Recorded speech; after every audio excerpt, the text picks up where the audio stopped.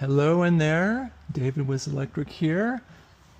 I'm going to do a little tour today. We have this car. I'm waiting for my transporter to take it up to San Francisco. And it's the weekend, of course, when all the cars seem to always get shipped out. But we have this 68 Bug here that's going to be delivered soon. The Porsche 356 that obviously isn't going anywhere soon, but it's progressing. 69 911 T that used to have a Zelectra, no, what's it called? Is it Sportomatic? And I thought we could change the name of it to Zelectramatic. Maybe. Oh, and then we have, this is going to go out this week too. This is our 74 Brazilian microbus. So let me do a quick walk around. Oh, I forgot to add the notch back. This one's also coming along.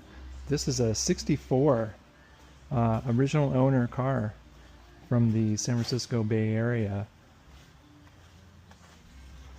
So this is the 74.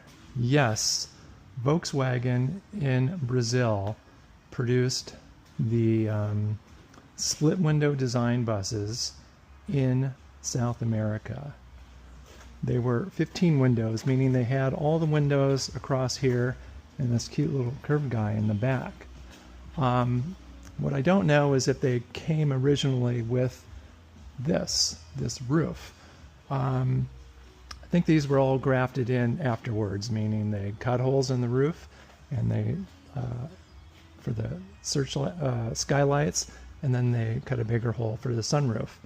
And I didn't realize it until we started driving it that sunroof is actually smaller than the German sunroof. The German sunroof is wider. I think the German windows come down further. So we have another one coming in, a German 65 split window, and I hope to compare them side by side. I'm not going to do that today. And I'll show you what we have going on back here. We have 6 Tesla battery modules. The car is actually on right now. I can point out these components real quick. We have a junction box back there. This is the motor's controller, like the brains of the motor, or like the carburetor to the engine. This is the battery charger. There's a small cooling system here to keep this guy running at peak performance. The batteries are in a giant box back there. Oh my gosh, this is heavy. So the deal with the 15 windows and the 23 windows is that your the opening back here is much smaller. In the after, what is it, 64 or 65, after they discontinued the 23 window ones, and it went down to 21 window, and you lost this curved window, this rear hatch got bigger, so that's really nice. There's the little ladder back here that we took off the bus. It seems like every Brazilian one that we've seen has a little cute ladder going down here for some reason, and 2 roof racks up on top, and curtains. It's all dolled up for the Brazilians are usually bright colored, a little bit more chrome than there should be. Sometimes there's chrome up here. Of course, you have a Brazilian license plate. I didn't like this color in the beginning, but after driving it for a while, it's really a fun, happy color. Get lots of thumbs up from people, and yeah, it's really a friendly car. So these Brazilians have any number of funky things going on inside them. Some weirdo aftermarket clamped on to the steering column turn signal switch. The nice thing is it lights up. A mismatch of knobs. This is our own knob. This is we have a special switch here for regen, so you can turn that off and on. And then we have a backup switch. So you pull it to go backwards. That's it. You can go backwards in third gear. I just did a 0 to 60 video in this bus, which I'm going to post pretty soon. And also just, I think I did posted a shifting gears video in this bus. So check that out. I took this visor out because your visibility is so bad in these things, and the seat is kind of jacked up. So you really have to bend down like this to see the signals. Here's a nice funky thing. This is actually fashioned out of wood here. This is your fresh air knob. So what happens with these Brazilians is, I don't know what happens exactly, but they work with what they have. So there is a mismatch of items in this car, down to the fuses, the wiring, the nuts, the bolts. There's just a number of weird things going on with these cars. We put in retractable seat belts. Brazilians always arrive with these cute little curtains. This is a Brazilian giveaway. The door, the cabin door hinge. They usually always have a full middle seat. A lot of them have monitors that they rebuild this whole section. They'll put a TV here, they'll camper it out. They're pretty cute. Oh, I should point out, we put can we see it? Heater. So this is where your heater knob would normally be. There was nothing there. I'm assuming, actually there are not even heater tubes in the Brazilian bus, at least this one. I'm assuming because it's in South America and you don't need heater tubes. So the holes were not even in the back of the bus. So instant heat. The heater is back here in the spare wheel compartment. There was the visor. Fun little gravel guards for your lights. We replace these with LED. We use a combination of LED and incandescent. I like to have LED for the brake lights. The last two Brazilians that came in didn't have this cute little rubber here. This was like bondoed over. It was all filled in and then all painted over. So, my concern always is, what the heck is going on underneath this paint? You don't know. The ones that we turned away just had physical rot holes in the in the belly pan. They also, they don't have a belly pan. Proper German 21 window with the big sunroof is going to have a pan that goes underneath the car, and that keeps it more rigid and stiff. So for the Brazilians, for some reason, don't have that. So the cabin doors are constantly shifting like that as you're driving down the road. That adds to the sound or the charm, whatever you want to call it. Anyway, 74 Brazilian microbus. I don't know this color. People out there, tell me what color it is. 69 911 T in Irish green. So the T model had a 92 horsepower motor, and I just stumbled across this really neat brochure that we were trying to figure out what they did to it. They did they rebuilt the motor or the engine in '88, and it had a 5-speed dogleg transmission, and I thought that was kind of weird. But then I found this neat little brochure, the Porsche Sportomatic. Check this out. I don't know if you know what a Sportomatic is. 2 pedals, gas, brake, and a shifter. So the way that this worked is you put your foot on the gas, or you left your foot off of the gas, shift it into gear, and then continue on your way. So I thought it'd be fun, rather than a Sportomatic, if we called this an Electromatic, or maybe a Zelectromatic. Yeah, sounds good. Love the houndstooth interior here.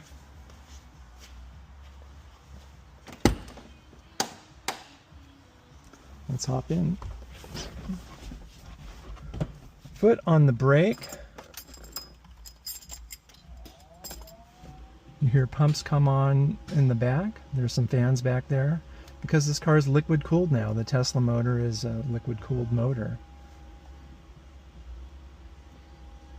This is our fuel gauge. This is another gauge that is really here mainly because it gives us information on all of our motor temperatures and the lots of information about the battery as well. But it's kind of small and it's off to the side, so you don't get much use out of it while you're driving. But we redesigned the interface here. I'll post a picture of it so you can see it better. This is an AEM display, and I just changed all the graphics to, you know, be in keeping with our Porsche gauges here. So at least it looks like it's in the right place. To shift into gear, forwards or reverse, put your foot on the brake, step. You have to have your foot on the brake to put it into gear. So that's it, forward, reverse. That's an automatic car. Very easy to drive. Middle is neutral. These are all mechanical gauges. So we have a working speedometer here that's driven off this little puck. This is a GPS unit. I think it's from, we got it from North Hollywood Speedometer. So, you know, your speed is always correct, no matter what tires you have on here. This is our Bluetooth interface. It's a Kenwood system, volume, forward, reverse, pause, equalizer presets. That's it. You can operate, it's a great sounding system. We have Focal speakers, a subwoofer behind the passenger seat here. Tiny car, fantastic sound. All very original in here. Let's check out the trunk. What? Yeah, the trunk. Check this out. Windshield wiper on your rear window. How cool is that? Okay, that's it. Isn't it glorious? A trunk. There's a cooling system here for the Tesla motor. So there's fans and a radiator. That's it. All these panels come out if you ever need to get anything underneath, which is battery box. And that's about it. I'd really like to change up all of these stickers to reflect what's currently in the car. Someday we'll do that. Let's turn this off. Go around front. Open up. Oh, well, I'll show you this real quick. There's your charge port. This is a trickle charger for the 12-volt battery. Yeah, we still use a 12-volt battery. That runs your lights and all the 12-volt things, wipers, stereo. So we still need that. It also starts up the whole system. What was I going to do? Oh yeah. Open the hood. Okay, second trunk, right in front where it's supposed to be. So up here, underneath this grill, is the main battery charger. There's another charger for the 12-volt system. All the 12-volt fuses and things that are related to the EV system. I don't know if you can really see in here, but there is still usable space in the front trunk. It's all kitted out with a custom carpet kit, like the back. All those panels come apart. Still have a smuggler's box back there. That's where the 12-volt battery is. That's it. Here's a question we get asked a lot. What kind of batteries? Where are they located? You know, we're working with 50, 60, 70-year-old vehicles that are classics. Even this, it's a 50-year-old car. We don't want to cut it up. That decreases the value of it. So everything we do is reversible. And in the Porsche, with the 400-volt motor, that comes out of a Tesla Model S. So the Tesla Model S has 16 of these batteries. That will give us 400 volts. That's what this car needs. We cannot fit 16 of these modules in this car. So it would be a tremendous amount of weight. We could put it in the back seat. You really need to change up the suspension. The car would just really drive differently. So instead of Tesla modules to get 400 volts, we're using LG Chem modules. And here in this box right here contains 6 of these modules. 1, 2, 3, 4, 5, 6. They're stacked up like that, and then they're stacked up like that in the back. So great weight distribution. We're still finding that, 100-mile range is great in these cars. The Porsche, you can get 140 if you're light on the pedal. If you want to drive it like a Porsche, it'll be 120. LED lights, I like these. They're from a company called Grote, I don't know, Grote. I like them because they're a sealed beam. They kind of have a crystal look to them, and they're rounded. A lot of newer LED lights that'll plug right in here are flat, and these cars are all round, so we like the round bulbs. This car has a Tesla large drive unit. That's a 500 plus horsepower motor, but we detune it to, I hate to use that word, but it is tuned to about 300 horsepower, which is still nuts. I'm going to post soon a 0 to 60 video and some driving videos on this, and yeah, this can get away from you pretty quickly. You're driving, you are launch control, you are traction control. It all comes down to you and how heavy your foot is and how well things are hooked up in your head. Okay, a lot of fun. This is the first notchback we've ever had. They're just a proper European little town car, in my opinion. We have this nice little trunk. Not lots of neat little features in this car. Unique badging on the notchbacks. Unique reflectors and taillights and windows and keys. And look at these things. This is like from a Chris Craft boat or something. What else is unique? Well, really everything. It's pretty much gutted in here because we are making it electric. The interior is going to all be redone. These door panels are all wrong. I'll put a picture of what they're going to look like. They had a really unique design that had panels that kind of do this zigzaggy thing. They're beautiful. These are not. So this got restored back in the 90s or something, and that was fine.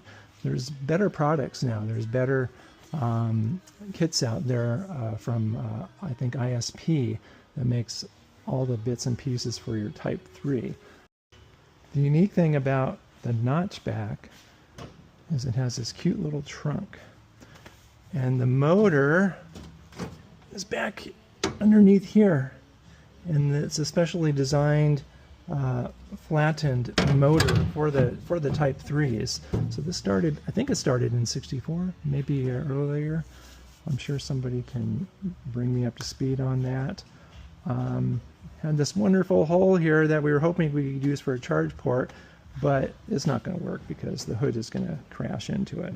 But this is where your oil filler would go. So we'll put a battery box right in there, and everything else is going to be up underneath the car.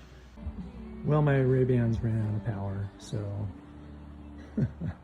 back to the iPhone. Here's our 68 VW Beetle. Obviously, it was repainted at some point. We picked this car up in Atlanta. We had been on the hunt for a blue 68 Volkswagen Beetle because it's a wedding gift for the client. He wanted to recreate the car that he and his wife had when they got married. Blue 68. So 68 they started to introduce plastic bits and pieces. You have a plastic dash pad, big old plastic knobs. Let's turn this on. Same gauge that you saw in the Porsche. We're standardizing a lot of things in these builds, so we're using this gauge, same as in the bus. The bus had a flopped version of these two switches. We have a switch for regen and a switch for reverse. So very simple, out of the way, and standard 4-speed transmission. And what we have in this car, you can't really see it here, but you can hear that. Again, we have a heater. This car is going to be in the Midwest, so they need a heat. So everything comes right underneath the seat and into the back and just floods the cabin with heat. They work insanely quick. This one's really ready to go, so it's all sealed up back there. Batteries behind the back seat. All these it's loaded up with these boxes because we're going to tomorrow replace these hideous rims, which we were almost going to keep, clean them up, but they're just bent to hell. So rims for these cars are very affordable, so we're just going to replace them. So there's everything that's covered up. You can actually see it pretty much here in the Porsche 356, which is coming along. So we have the motor controller. The motor's not in here yet. There's the charger. There's the cooling system. And rather than fans, we're going to have a fanless heat exchanger right here in the car.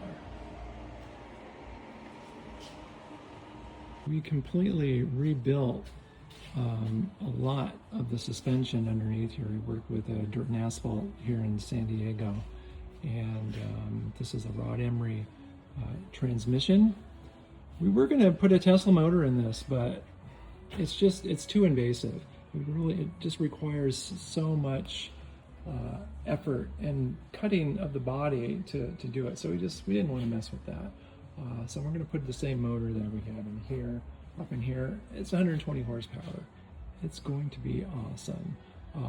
All the rear drums were rebuilt, and front disc brakes. All right, that's going to do it. Thanks for watching this far. See ya.